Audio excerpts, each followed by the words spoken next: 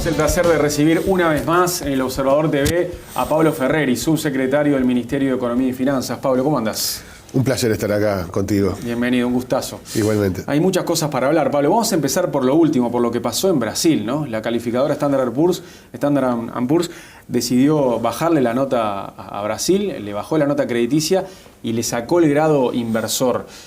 A ver, obviamente que esto impacta mucho en la economía brasileña, ¿no? Y es una consecuencia de los problemas que tiene Brasil, de esa depresión económica. Pero ¿cómo nos va a pegar a nosotros? Bueno, ahí hay varios comentarios, Mariano. En primer lugar, obviamente es una mala noticia para la economía brasileña y también para la economía regional por el peso, por la dimensión de la economía brasileña en el continente. Pero en segundo lugar también, de alguna forma, es una buena señal de la diferenciación que Uruguay ha logrado con su economía con respecto a la región. Es como lo bueno de lo malo, eso para nosotros. Vos fíjate, la misma calificadora que ayer de noche le quitó el grado inversor a Brasil, hace 3 semanas le subió la nota a Uruguay. Ajá. Y hace una semana exactamente otras 2 calificadoras de las principales 5 del mundo, Fitch y R&D, una calificadora japonesa, le mantuvieron el grado inversor a Uruguay y en un caso además con perspectiva positiva, en el caso de la calificadora japonesa. Es decir, las 5 principales calificadoras del mundo hoy le dan a Uruguay grado inversor, en 2 casos con un escalón por encima, y esto es una clara muestra de la diferenciación que nuestra economía ha logrado. Eso es, por un lado, una buena noticia para Uruguay, esa diferenciación, y por otro lado un llamado también a reflexión y a ocuparnos de mantener los fundamentos sobre los cuales se explica esa diferenciación. Un proyecto económico y social como el que pretendemos llevar adelante necesita del orden macroeconómico y fiscal como base, como fundamento. Ayer dijiste hay que cuidar mucho lo logrado en Twitter. Hay que cuidar mucho lo logrado, sí, porque es una muestra clara.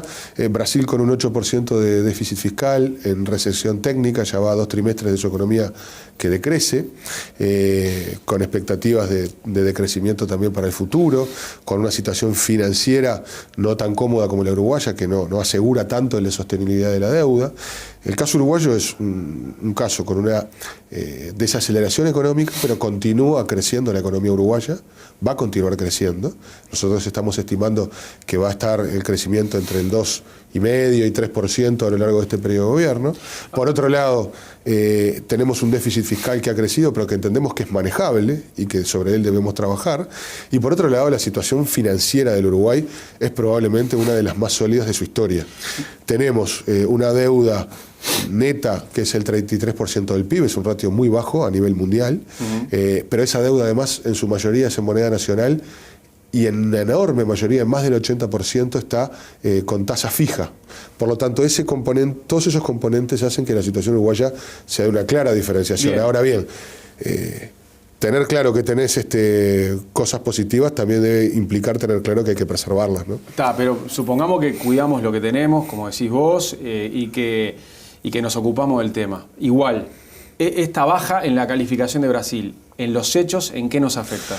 Bueno, nosotros tenemos que ir viendo cómo evoluciona lo que son los términos de intercambio comercial con Brasil. En los últimos meses, las exportaciones a Brasil se han visto resentidas, tanto en cantidad en algunos casos como sobre todo también en precios. Y por lo tanto, eso es un tema a monitorear.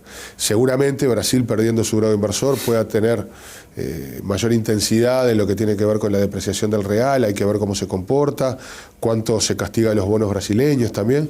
Todo eso puede hacer que los intercambios comerciales con Brasil se vean afectados. Pero bueno, habrá que ir viendo, habrá que estar permanentemente monitoreando, como hacemos en el Ministerio de Economía y Finanzas, todas estas situaciones. Pero reitero, cuando vemos estas cosas también parece claro que Uruguay es un país, siendo un país pequeño, tiene que apostar a la apertura y diversificar mercados para colocar su producción, para tener los huevos en varias canastas, ¿no? ¿Corremos algún riesgo de ir por el mismo camino que Brasil? Yo creo que no. Sinceramente lo digo, creo que no, porque las condiciones macroeconómicas y fiscales, financieras, son bien distintas del caso uruguayo al caso brasileño. Justamente lo que decía con respecto a la diferenciación. Pero reitero, preservar estos fundamentos es lo que nos permitirá consolidar los cambios y los avances que ha tenido la sociedad uruguaya en términos económicos, sociales, de agenda de derechos, y sobre estos fundamentos también es que podemos aspirar a continuar avanzando. El economista de Deloitte, Pablo Rosselli, dijo ayer al Observador que la mala noticia para Brasil lo es también para Uruguay, y explicó que esto que pasó es confirmatorio de que el país seguirá viendo fuertes presiones en materia de tipo de cambio y de pérdida de competitividad por una mayor devaluación del real. ¿Coincidís con esto? Bueno, yo decía anteriormente que seguramente la depreciación del real pueda acentuarse.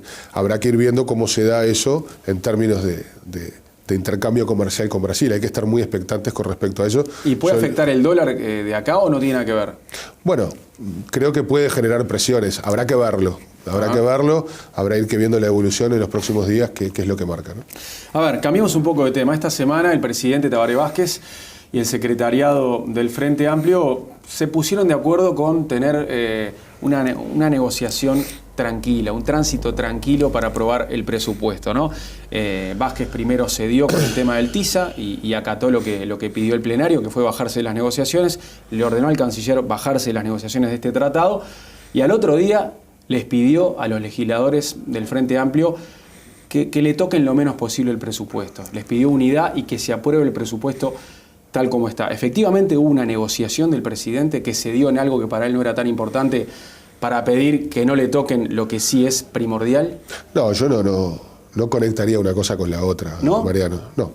Para mí lo que hubo fue, desde hace ya meses, una consulta del presidente de la República, su fuerza política. Yo también he visto comentarios de todo tipo que a veces me llaman la atención, como pretendiendo que un presidente que llega al gobierno por una fuerza política gobierne de espaldas a esa fuerza política. Eso no ha ocurrido en la historia del Uruguay. Sería impensable que eso ocurra, y yo creo que en realidad tiene que ver con la democracia republicana y de partidos que existen en Uruguay de larga data. Y es lo que le da estabilidad también a nuestro sistema democrático. Entonces, que un presidente de la República consulte a su fuerza política su posición con respecto a un tema, me parece en realidad de lo más normal del mundo. Que después hayamos algunos que la decisión que toma o el encare que la fuerza política le da a un determinado tema no lo compartamos en su totalidad, es otro tema. Pero que el presidente consulte a la fuerza política es algo normal y natural. Y por supuesto que toma en cuenta esa opinión, pero quien decide finalmente es el presidente. Separando este tema de lo que tiene que ver con la discusión presupuestal. La discusión presupuestal, obviamente, el presidente de la República con su Consejo de Ministros ha tenido un intensísimo trabajo durante meses, yo diría desde el 1 de marzo hasta ahora, para la elaboración de este presupuesto. Este no es el presupuesto del Ministerio de Economía, ni es el presupuesto de Astori, ni es el presupuesto de Vázquez, es el presupuesto del Poder Ejecutivo, de todo el Consejo de Ministros con el presidente a la cabeza. Y por lo tanto, obviamente, es lo que entendemos es la mejor expresión presupuestal que podemos ofrecerle al país. Por lo tanto, sin pretender involucrarnos o entrometernos en el trabajo de los legisladores, que tienen naturalmente la potestad de ver y analizar el presupuesto y generar cambios, entendemos que esta es la mejor propuesta posible. Una propuesta, además, Mariano, que nosotros entendemos que tiene un enfoque muy claro. Este es el presupuesto del tercer gobierno del Frente Amplio. No es igual al primero, no es igual al segundo, son circunstancias distintas. En el primer presupuesto Uruguay, hay que recordar, en el momento que se hizo ese presupuesto, era un país que estaba postrado, de rodillas, y en ese periodo de gobierno pudimos ponerlo de pie y hacerlo caminar. En un segundo periodo de gobierno tuvimos una expresión presupuestal distinta, con un Uruguay mucho mejor, y de lo que se trató fue de continuar avanzando por la senda de las mejoras económicas y sociales. Bueno, hoy, en este tercer periodo de gobierno, con un contexto económico internacional y regional muy diferente, los objetivos pasan, en primer lugar, por consolidar lo hecho durante los 10 años que llevamos de gobiernos del Frente Amplio, en los avances, reducción de la pobreza, reducción de la indigencia, mejores condiciones laborales, mejor inserción internacional del país, mayores exportaciones, diversificación de la matriz productiva. En todos esos aspectos tenemos que consolidar los avances logrados, porque sería imperdonable dar pasos en falso y perder lo logrado, porque en eso le va la vida a la gente. Es bien importante para nosotros poder consolidar los cambios y sobre eso luego sí cumplir los desafíos que nos hemos planteado para este tercer periodo de gobierno. Y eso tiene que ver con audacia responsable, tiene que ver con la responsabilidad necesaria para actuar con orden, con pasos firmes, para no hipotecar lo logrado y con la audacia necesaria para avanzar en el cumplimiento del programa del Frente Amplio, que reitero, el Frente Amplio es una fuerza política de izquierda y para nosotros es un presupuesto de izquierda. ¿Por qué digo esto? El 40% del gasto incremental, discrecional que hay en este presupuesto está destinado a la educación y aproximadamente el 80% o algo más del 80% está destinado al gasto social. Claramente es una impronta de izquierda. Ahora me voy a meter en alguno de esos gastos, pero primero te quiero preguntar esto. A ver, después que se produjo eso que para mí fue una negociación entre Vázquez y el secretario ejecutivo del Frente, que para vos no es negociación. No hubo cambio de figuritas, eso te lo puedo asegurar. Bueno, no hubo. Bueno, ahora que se produjo esto, ¿vos crees realmente que el MPP no va a dar batalla en el Parlamento por el presupuesto? Yo creo que va a haber compañeros tuyos del MPP, o sea, tuyos del Frente, que son del MPP y no de tu sector, que tienen unas ganas de hacerle unos cambios. Yo, creo que cambios pueden haber, es parte del trabajo de los legisladores, de eso se trata, si no, sacaría el presupuesto del Poder Ejecutivo y no pasaría por el Parlamento. Pasa justamente por el Parlamento y la historia democrática así lo marca, es que el presupuesto es analizado, se escuchan las voces de los actores sociales y eso puede llevar a modificaciones. Nosotros entendemos que esas modificaciones pueden derivar en alguna reasignación de gastos. Sí. Entendemos que el país puso todo lo que podía poner en el presupuesto. Es una clara expresión de un presupuesto de izquierda y de un país que avanza. En este contexto internacional y regional, poner un presupuesto que incrementa las partidas para educación, para salud, para vivienda, para el sistema de cuidados, para infraestructura, es claramente un presupuesto que va para adelante. En esa línea, dos cosas. Primero, no creo que haya compañeros que quieran dar batalla. Para mí hay compañeros que pueden querer analizar el presupuesto y estar en su derecho, y ahí lo que va a haber es muchísimo diálogo entre el Poder Ejecutivo y entre todos los actores políticos y sociales. Y en segundo lugar, yo no lo personalizo esto en el MPP frente a Libertad, sino que el Frente Amplio tiene una bancada de 50 diputados y todos ellos van a participar, y yo espero que esto se dé con fraternidad y con lo que ha sido una característica del Frente Amplio, que es unidad de la diversidad. Precisamos de eso más que nunca. Según publica hoy El País, la senadora Constanza Moreira dijo que hay libertad para hacer modificaciones y ella propuso pasar parte de los recursos de defensa a educación. ¿Qué opinas? Es algo que tendrán que analizar los legisladores. Te reitero, Mariano, para nosotros la propuesta enviada al Parlamento es esa. Es la mejor que pudimos elaborar en casi 6 meses de trabajo. Por lo tanto, si yo te dijera que no estoy conforme con eso, estaría faltando a la verdad, porque es el producto de muchísimo esfuerzo y de mucho trabajo. Seguramente cambios como este u otros tendrán que ser analizados por la bancada. Bueno, a ver si opinás algo más de este que proponen también. Lilian Galán, diputada del MPP, dijo que se puede caminar en un proceso de cambios dentro de lo que es la reforma tributaria, así como generar cambios en la ley de inversiones para terminar con algunas exoneraciones. Dos comentarios al respecto. Lo dijo el presidente y lo dijo el ministro de Economía. No estamos y lo expresa claramente, además, el proyecto de presupuesto enviado al Parlamento. No se están creando ni aumentando impuestos. Eso en primer lugar. En segundo lugar, si uno analiza lo que ha sido la última década en materia económica en Uruguay, hemos atravesado y continuamos hoy aún en un proceso de desaceleración, atravesando el ciclo de bonanza económico más importante de nuestra historia contemporánea. Uruguay nunca creció tanto ni por tanto tiempo como ocurrió en estos últimos años. Y la pregunta es ¿por qué? ¿Por qué pasó eso? Y uno de los factores claramente asociados a ese crecimiento es la inversión. Uruguay nunca creció tanto y a la vez nunca tuvo tasas de inversión como las que tuvo en esta década. El promedio de inversión en el siglo XX estaba algo por encima del 10% del PBI, sumando inversión extranjera y doméstica. Hoy por hoy estamos en niveles del 23-24% del PBI. Y eso ha ocurrido así desde que generamos cambios en el régimen de promoción de inversiones. Por lo tanto, en un contexto complejo a nivel internacional y regional, Uruguay tiene que apostar más que nunca al crecimiento. Y el crecimiento viene atado de la mano de inversiones de sesgo productivo, de producción de bienes y de servicios. Por lo tanto, mantener un esquema que genere atractivos para las inversiones, como ha venido ocurriendo de manera muy exitosa para el Uruguay, Pasamos de tener un promedio de 300 millones de dólares promovidos de inversión anuales a tener arriba de 1.500, Mariano. Y eso genera trabajo para los uruguayos y en general mucho mejor remunerado que el promedio de la economía uruguaya. Por lo tanto, mantener un esquema que atraiga inversiones, que genere crecimiento y que genere empleo bien remunerado para Uruguay es fundamental. Los otros días el Observador publicó que Tabaré Vázquez, durante ese encuentro con el secretariado ejecutivo del Frente, dijo algo muy parecido a lo que mencionaste vos hace un rato. Les dijo, este no es el presupuesto de Astori, este es el presupuesto de todos los ministros y de todo el Frente Amplio. Y ahí pidió unidad. Ahora, que les tenga que mencionar el nombre de Astori, te da a entender como que sigue siendo un referente resistido en la interna. ¿Sigue generando tanta resistencia Danilo Astori en el Frente Amplio? No, yo no creo que sea por eso. El comentario es que obviamente quien presenta el presupuesto es el ministro de Economía, es quien lo lleva al Parlamento, y Astori es el ministro de Economía. Pero no creo que sea un tema de resistencias internas, sino de visiones diferentes con respecto a determinados temas. Pero me parece bien importante, hubo varios consejos de ministros específicos para el tema del presupuesto por fuera de lo que son los consejos habituales. Es decir, un trabajo realmente muy fuerte y con mucha sintonía. Hoy lo dice Astori en una entrevista que realizó en el semanario Búsqueda también.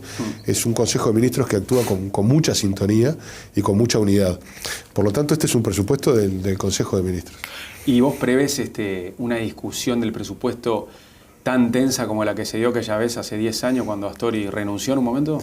Yo creo que situaciones con cierta tensión en las discusiones presupuestales no ocurrió hace 10 años solo, ocurrió hace 5, hace 15, hace 20. Aquella fue famosa porque Astori, por aquello del 4,5 del PBI para la educación, renunció en un momento. Y lo convencieron de que siguiera. Esperemos que las cosas sigan el cauce normal y que podamos continuar con un presupuesto, Mariano, que nos permita continuar avanzando en la senda del desarrollo económico, del crecimiento, de la cohesión social, de la inclusión social, de la redistribución de la riqueza, y avanzando también en algo que en el último periodo tuvo avances notables, como fue la agenda de más y mejor ejercicio de derechos. Todo eso es lo que nos merecemos los uruguayos y tenemos que ir para adelante. Astori dijo ayer en Océano FM que el presupuesto de ANEP es totalmente incompatible con las posibilidades del país y no habría equilibrio macroeconómico posible para llevarlo adelante. Al mismo tiempo, el Poder Ejecutivo maneja para ANEP en 2016 y 2017 un incremento de 5.900 millones de dólares, ¿puede ser? ¿Sí? Y la propia ANEP pide en total 16.400 millones. O sea, ¿por qué es tan abismal la diferencia entre lo que propone el gobierno y lo que pide ANEP? Porque claro, vos ves las dos cifras y decís, es imposible que se acerquen. Son pesos, primero que nada. Perdón, pesos, quise decir pesos. Sí. No, ya me estaba dando un infarto.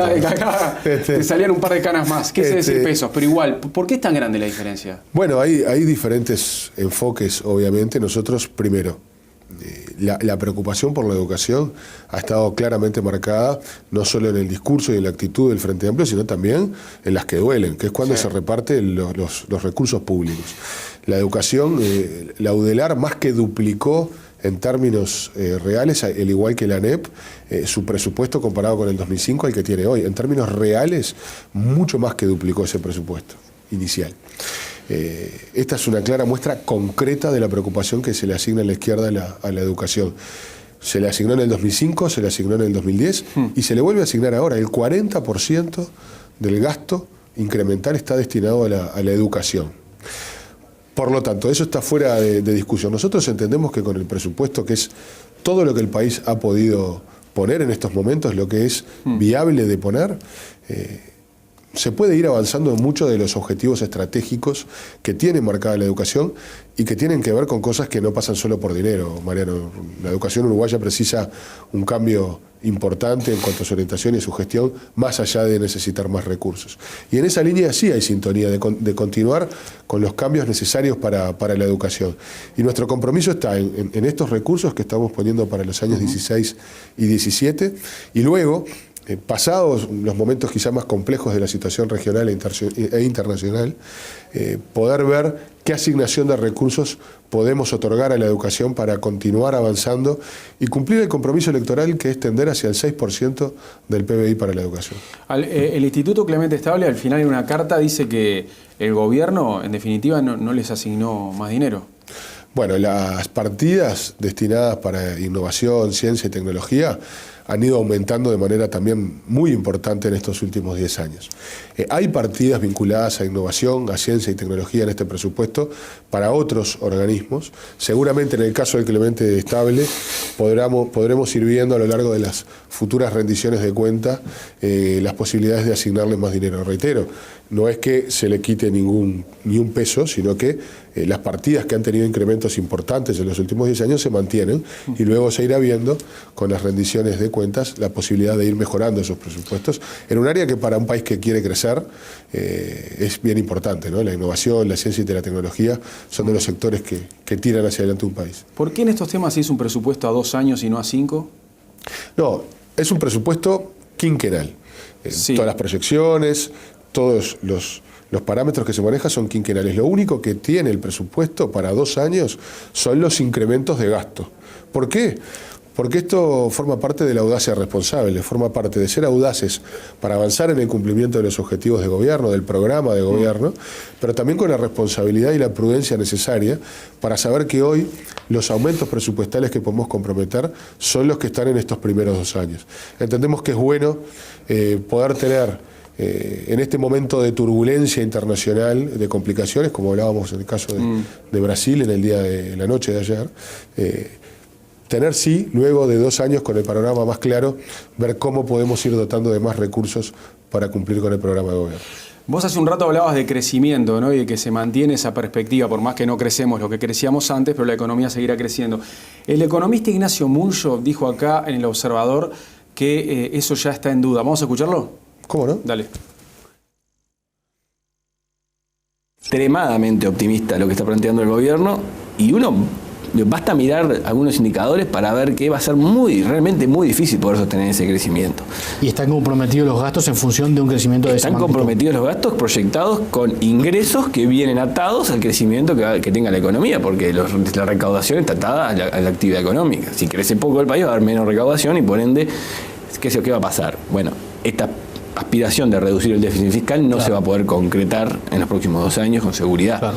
Es como que una familia comprometa un endeudamiento teniendo la certeza de que va a mantener el trabajo y además le van a aumentar el sueldo. Exacto. Eso es un poco lo que está pensando en un contexto donde el gobierno sí internaliza en el presupuesto que el contexto externo va a ser bastante peor que el actual, o sea, nadie espera que los precios de las materias primas que Uruguay produce y exporta mejoren, tal vez levemente, pero no tengan una gran mejora, que la tasa del financiamiento, el acceso que tenga la economía uruguaya va a empezar a encarecerse en los próximos años. Sí.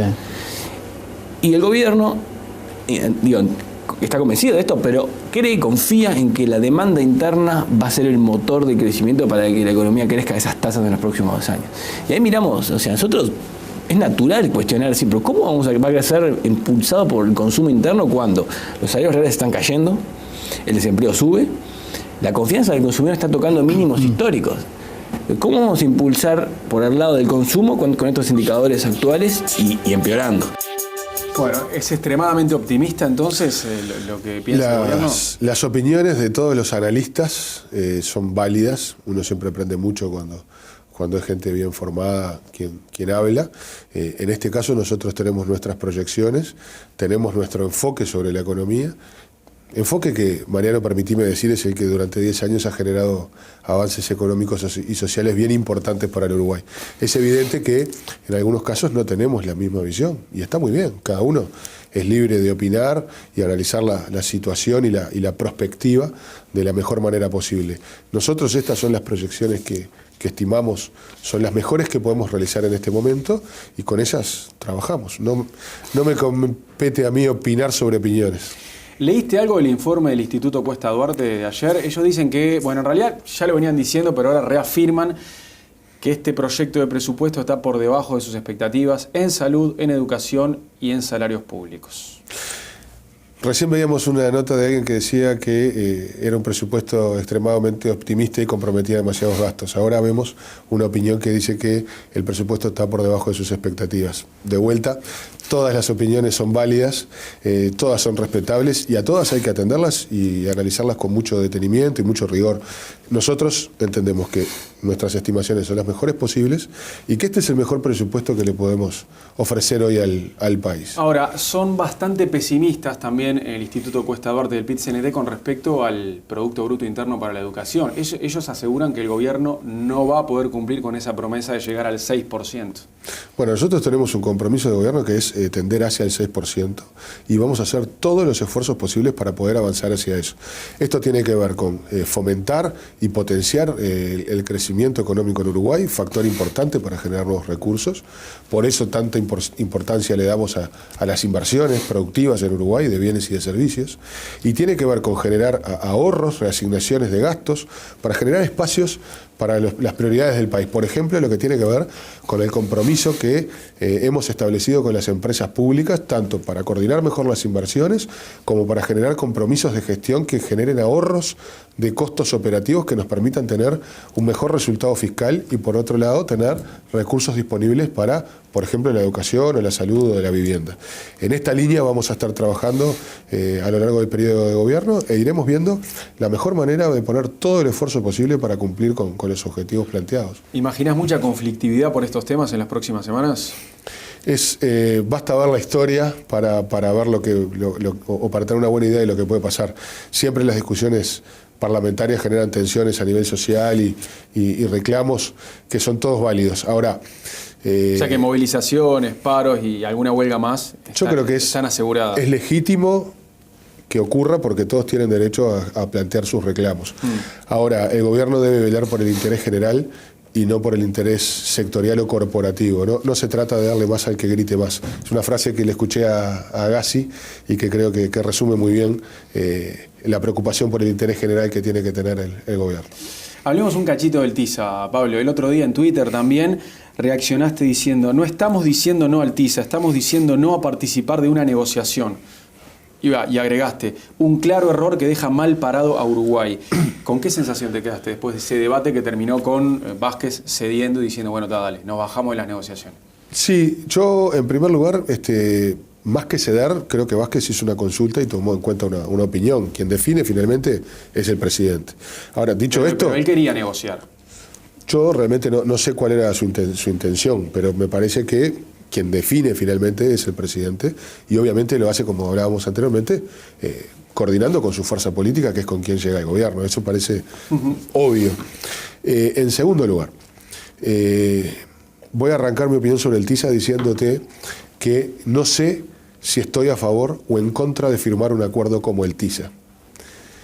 Y por eso me reafirmo en que era necesario, o que la mejor opción hubiera sido, continuar negociando. ¿Por qué?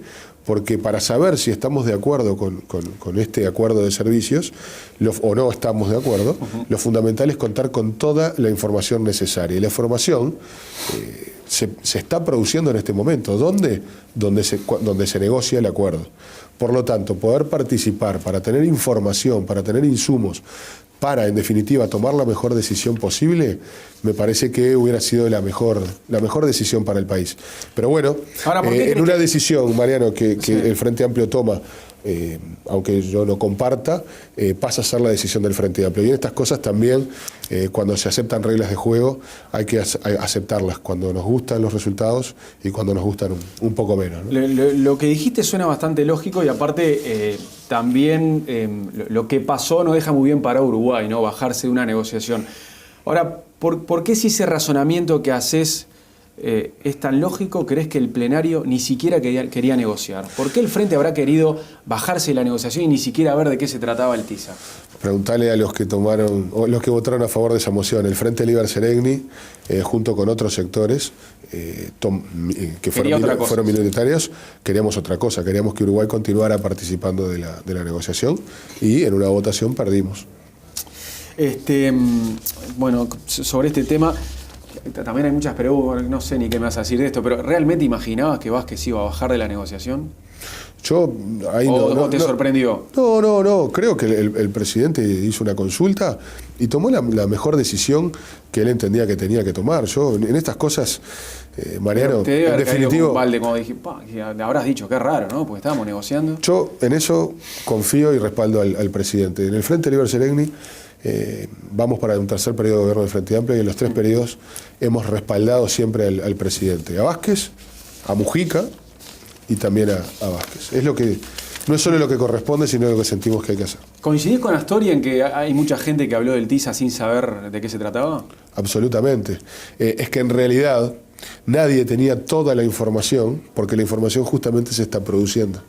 Entonces, me parece que es un tema además árido, con muchos componentes técnicos, y seguramente una enorme mayoría de la ciudadanía y de actores sociales y políticos hablaban con cierto desconocimiento del tema, porque reitero, la información no es que la vamos a buscar toda a una biblioteca, una parte importante de la información se está produciendo.